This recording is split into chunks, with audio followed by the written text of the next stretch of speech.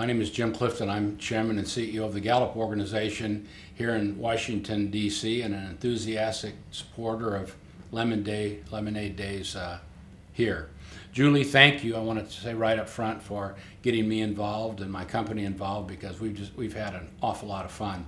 As a matter of fact, a couple of weekends ago we had Lemonade Days here where the kids went out and put their stands up, and we toured around, and the amount of energy and inspiration and the fun that the kids are having and the knowledge and the development is really fun to be a part of. So thank you so much for finding me, and we love we love being a part of this. I want to just make a couple of remarks about why we do it. And of course, everybody here loves kids, and we have many programs that have to do with youth development. We love entrepreneurship. But we have another thing that we've all been talking a lot about here at Gallup, and that's concern about the very future of the United States of America. I want to just bring up a couple of points, and I'm very optimistic and very positive about the future of our country. But one of the numbers that's very troubling is that 40 million people got up this morning and don't have jobs, or else they're grossly underemployed. There's a number that we all read called unemployment that says it's at about 6.7%, but as we all know, that's the number of people in the workplace. So that number doesn't really reflect the current work situation. The number of people that have full-time jobs in the United States of America as a percent of the adult population now is 42%. That's measured by Gallup and by the Department of Labor. And that percent is the lowest it's been since they started measuring, which was about 40 years ago. So you could say this is the weakest labor force we've had, pound for pound, as a percent of adults in a long time, possibly forever. GDP was supposed to grow last year at 3%. Most all economists, left-leaning and right-leaning, said 3% will happen. It ended up at 1.9. That's not 1.1% different. That's a huge miss. We have a blended growth rate over the last 4 to 5 years of about 1.8. Here's the problem. The United States has stopped growing, and our job situation is actually getting worse. And so you say, where do we go exactly to fix that? Here's the answer. You go to new business startups. You'll hear that there are 6 million businesses in America. Sometimes you'll hear 28 million. That's because there's a whole bunch on paper. But there's 6 million that actually have people in them. But of the 6 million, 4 million of them have an average of 1.4. They're mom and pop shops. God bless all of them. They're not really trying to build anything. They're trying to build a life. It means that there's only 2 million businesses, big and small, that have two people or more of them. Not many people know that. That's the ecosystem that the whole Republic of the United States of America rides on. Of that 2 million, the number of businesses between 5 and 10 is 1 million. So there's half of them right there, just that small.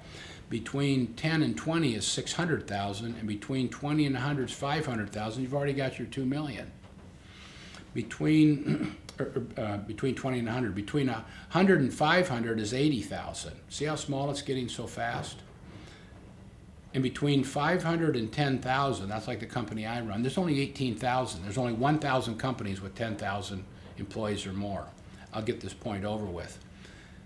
That is a very fragile ecosystem, those 2,000 businesses. Here's what you need to know. Over the last 10 years, 500,000 new businesses have started, 400,000 businesses fail. So if I'm from Nebraska, if we had a herd of cattle, it means that we have 500,000 calves coming in and 400,000 cows dying. A net of about 100,000. That's worked. That's fed our little rainforest of 2 million businesses and kept it, vibrant and going.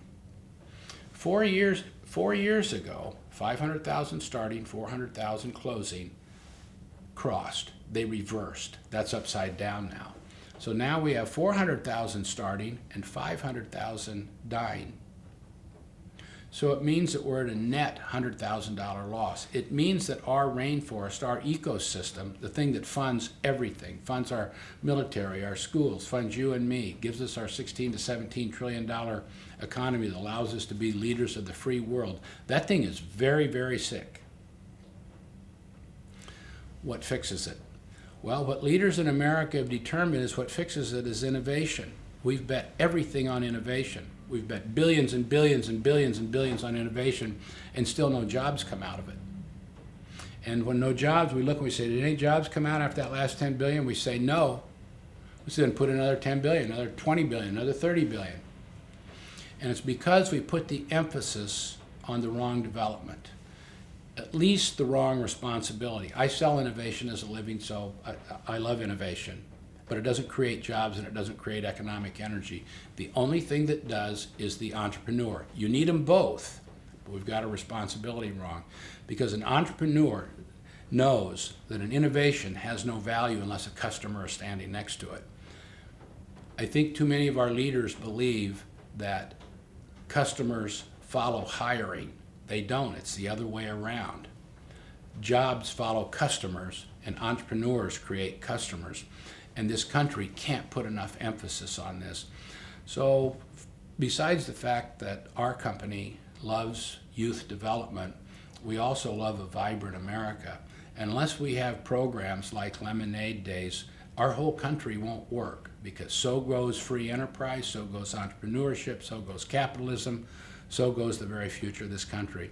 And I don't think, of all the things I do, there are very few things I do that are more exhilarating visiting the energy that Lemonade Days has created. So have a great summit there in Houston, and I wish I was there with you.